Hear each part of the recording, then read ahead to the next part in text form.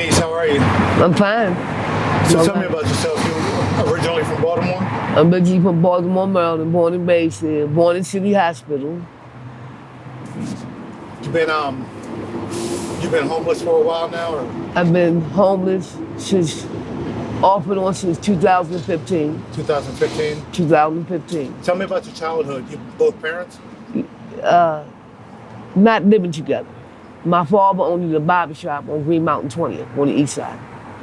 And I was raised up on Huffman and Holbrook. Any siblings, brothers and sisters? Or? It was Denise and Yvette. And then when I turned 7, I went to North Carolina and met my cousin. Come to find out when I turned 9, she was my sister. Oh, wow. Right. So then my mother married a guy named James Lord Scarf. He was a gangster. Gangster meaning what? Like just... A gangster. A gangster is somebody that has the whole neighborhood of drugs and stuff. And he worked it out G Hill Park. You know, G Hill Park at cut grass. And I remember when I met Bumpy Johnson. And he used to always say, why she always up at night, right? And my mom would say, because she had epileptic seizures and she'd take pills and then I'd be up running around at night. But I'd be wondering why I did drugs and stuff because of the lifestyle that we lived. We moved from Hobo Street to Argonne Drive by the stadium. And my stepfather used to come home with, you know them quarter bags? Stuffed with $2 bills and stuffed with $5 bills. And that was our money between Tanya and Missy and Yvette. Yvette just passed away October the 7th of last year. Was that hard for you? Yes. And I live now at the Holiday Inn next to the Horseshoe Casino. I got in there. I went to Health Care for the Homeless for the first time, March the 2nd of last year. And I got that place at the Holiday Inn, July the 2nd. So you've been staying in the hotel since July? Yeah, since July the 2nd. How do you make money to pay for that? You don't pay for the hotel. Oh, you don't? No, nobody. It's a shelter. Oh, is it? That's right there. Oh, I didn't know that. Yeah, it's a shelter. Oh, okay. Thank God. Yeah, it's for sure. It's a shelter. And then what is it like inside the shelter? Is it dangerous? Like, do you have to watch your stuff and everything, or? We have to leave your door cracked at night.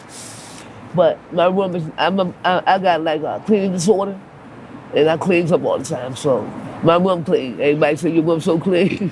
My room clean than everybody's room. They say in the whole building. Anyway, and I got molested by my grandfather. You got molested by your grandfather? Not touching, looking. Looking? Right. You wouldn't believe this. When I came on my administration, my mother was locked up. And my stepfather was locked up. And we got placed here and everywhere. So my grandfather, when I woke up, I had, you know those red dish bag things? And they put hot water in it. And she put, well, I don't know why I called her a midget, but she had kids by my grandfather. And until when I woke up, my underwear was down there. I had one of them long nightgowns. Well, you know how old people do them long nightgowns and stuff. And it was up here. And my underwear was right there. And the Kotex was to the side.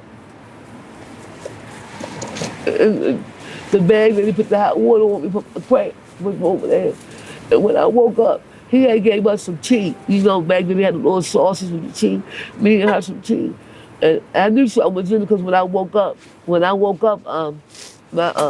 it was like grass, like somebody knocked you out or something, and you try to get your vision together when you wake up. That's how I woke up. And I woke up looking at myself, what? And my grandfather owned it, his own exterminating company. He owned the houses up there on Alabama and Rose Street. Like, it's garages right there. He owned it all that, the building, the store, and everything. And I loved my grandfather, I really did. But after that, I had no respect for him. And when I looked, like, through the room, because he had a front-way entrance and then a side-way entrance of the house, so he had, like, 2 living rooms.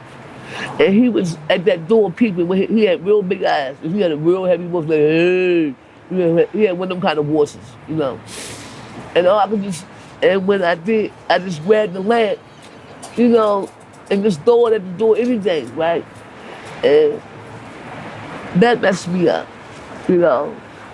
And when my stepfather got locked up on Argonne Drive, you know those stainless steel trash cans back in the day? If you know anything about them? Yeah, Like the yeah, yeah. Rubbermaid trash cans. We didn't have that then. We had stainless steel trash cans, remember? Right.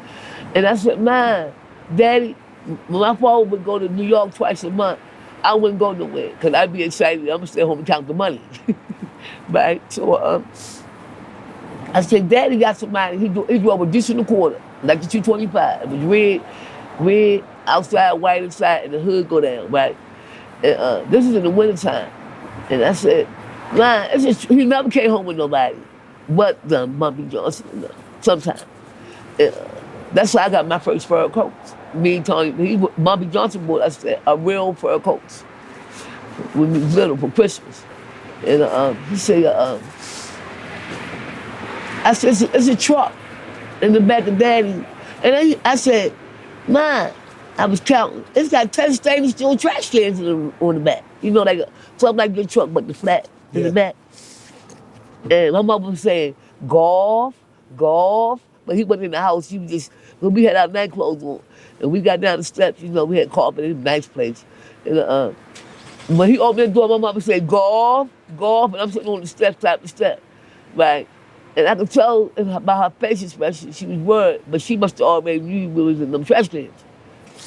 She said, not here, golf, not here. Oh, Barbara, my mother name was Barbara. We gonna, man, they gonna be here too long. And I said, Daddy, what you got? He said, take your ass to the room. Take your butt to the room. And I was the only one home on that weekend, like always. So, this man, you know how you, like in the market, when people be shoveling fish and they got no white things on. Yeah. He had one of them gowns on, right? And he had a trash can when he opened the door. And my father had a trash can. And they kept straight to the basement, back and forth. You know, I got 5 times to cut each trash can. But, so sure enough, my father went in his pocket, pulled out a knot like that, and gave it to the man. He left. And I said, eczema all the time, right? So I had sleepers in my ears. I'm telling you this for a reason. Them earrings that pierce your ears yourself because I was scratched, you know, everywhere. For, you know, eczema. So they went upstairs and said, go in the bedroom. And I went in the bedroom, they closed the bedroom, you know, they was fussing. And I opened my bedroom door up and went back downstairs, all the way to the basement. Because I wanted to see what's in them trash cans. And I went all the way in the back of the bed. We had a nice basement, club basement with a washer and dryer room at. And I said, these filled up. So I went to go try to get the trash can, open them up. And I said, it was full to the top, only opened up one. All that sugar. My mother was crying about sugar. It wasn't sugar, as you know now. Coke. I don't know what it was, dope, because I was dope. But all that sugar. And then I opened up one more, I said, dang, we got 10 trash bags of bags of sugar. You know, seal bags of sugar, like freezer bags of sugar. It was full to the top. That's how much it was. And I went back upstairs on the second floor in the dining room and to look at my earrings to see the pins, right? And while I was looking, just that quick, but they wasn't in the house 10 minutes. And I was looking, and I see something flashing, right? It was the police, I didn't know it. I said, Mom, Daddy, there's somebody flashing lights outside on the porch. My stepfather opened that door up and came down them steps, and he was fat and short, like you fat, right? And jumped that rail. He jumped that rail. He was your height, but fatter, you know, bigger. He jumped that rail. He didn't come down the steps. He jumped the railing, the banister, you know. Jumped the banister and made a beehive out to the basement. And I'm following him. Take your ass down. He was running. I said, Daddy, what you running for? He said, police. Right? Go there with your mama. And he reached in that, because our basement, when you go open the basement door and go up the steps to go outside the yard, right? And he grabbed some of that stuff out there. I said, what are you carrying sugar for? I was only 9. and he kept going. They couldn't chase the problem because everybody was in the front. I guess police know now you got to be back, front and back now. But back then, in them days, they still had them little square, you know, square police cars.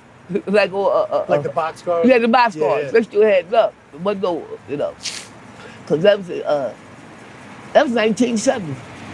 Matter of fact, that was 1970. Because I was born in 61, and I was only 9 years old. That was 1970.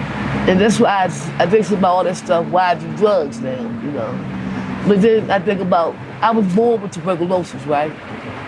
And I didn't ever know about John Hopkins Hospital up on Great Street. But, I didn't come home till I was 2. Then I started having seizures and stuff. So then I basically lived in John Hopkins Hospital on Miami Street for 3 years, and all the medicine and needles and stuff they're giving me. And I used to actually be in straitjackets and get out of them, padded rooms, all that. And then I wound up shooting drugs at first. Does addiction run in your family, or? Yes.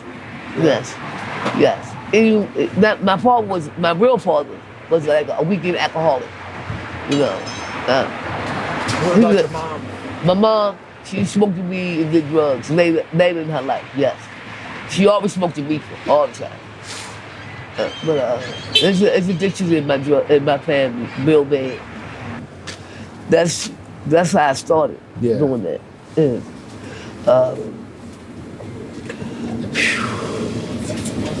It was me and my sister.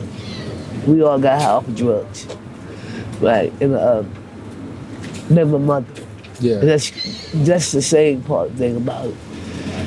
And I started dancing downtown at the age of 17. Being a stripper? Yes, sir. I danced to that. You know where the Heroin movies at? Yeah. Right across the street. If you know they ain't there no more, it's called a body shop. Remember that? You don't know nothing about that, do you? The Eldorados, you know anything about that? Yeah. Okay, now see, everybody think Kenny Bird. I was raised up with Kenny Bird, the son. And I know the father too. I know so many people, but you can't talk with so much, Valerie Overstein and Frank Overstein owned it. Body shop.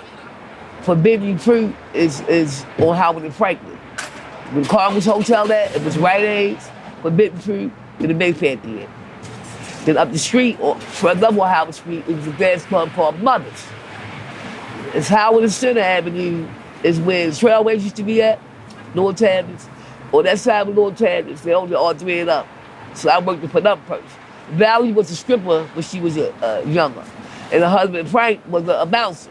And they saved their money up and got, they had tags, you can help them out. And after that, I started working for a bank store that owned the Eldorados. And how Kenny Bird became of Eldorados, they were shooting crap in the basement. And Dum Dum bet his club.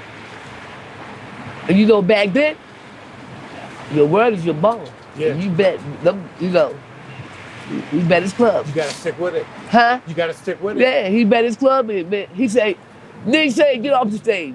This is my club, man. You ain't got to dance no more. Kenny Bird, the son, not the father. Yeah.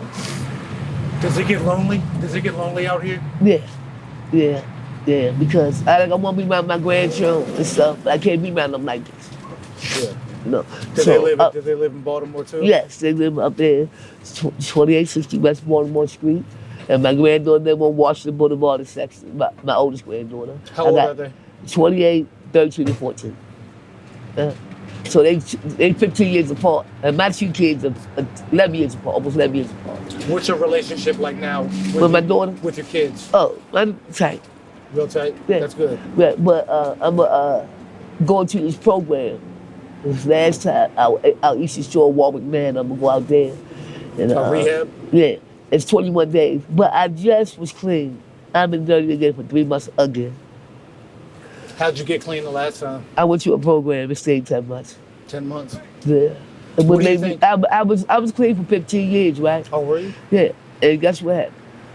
My husband caught my husband with a man at the house in Pittsburgh.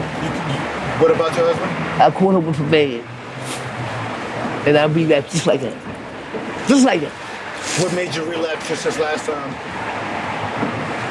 There you go. Not being around the right people. And trying to get my daughter to be, I didn't admit cigarette. But be around grandkids would make me stronger, you know.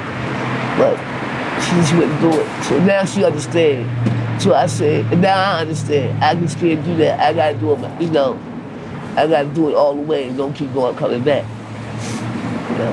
Do your children have any addiction issues or anything like that? No, don't even smoke a cigarette. That's good. None of them. That's good. And that's something. And my daughter is a number one mother. I was a good mother in one aspect, and one aspect I wasn't. I always had my family taking care of my daughter. You know, especially my father.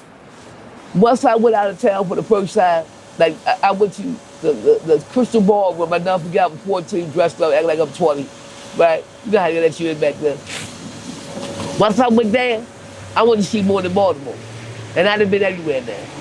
You know, really because I was going to 18 with the truck, you know, with my boyfriend back then. Then my husband rode the truck.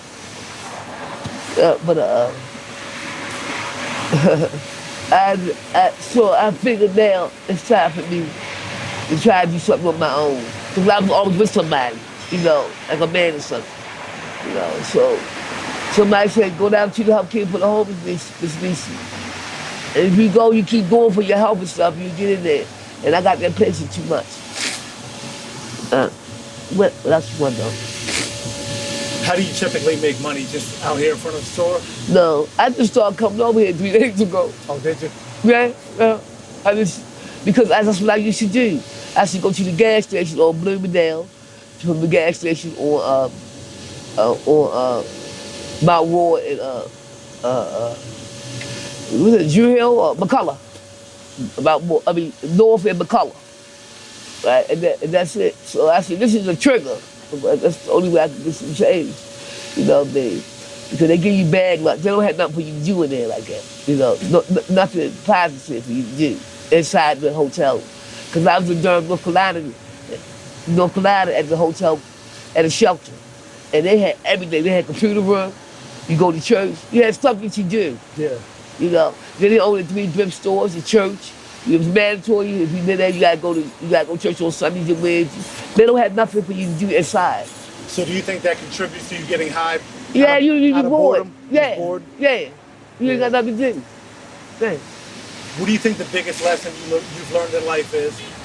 My biggest lesson I learned in life, you mean doing this?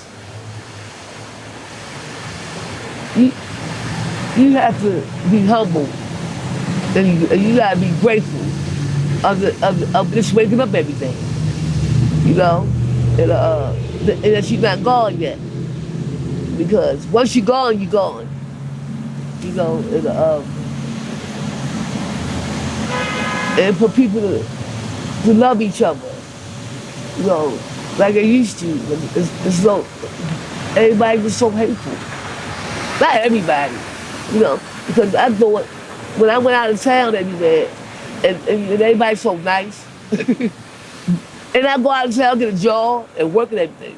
I was working 2018, all the time. I built maybe a lock that you can see, besides car locks. At Quickset in Bristol, Oklahoma, I built locks, right? I've been there for 6 years. I worked at Family Dollar, did nurse, health care, and tried to take care of people. But the biggest thing in life is to people who love each other. Because love conquer all the hate. That's what I learned. Denise, I appreciate you sharing your story. Thank you. Thank you.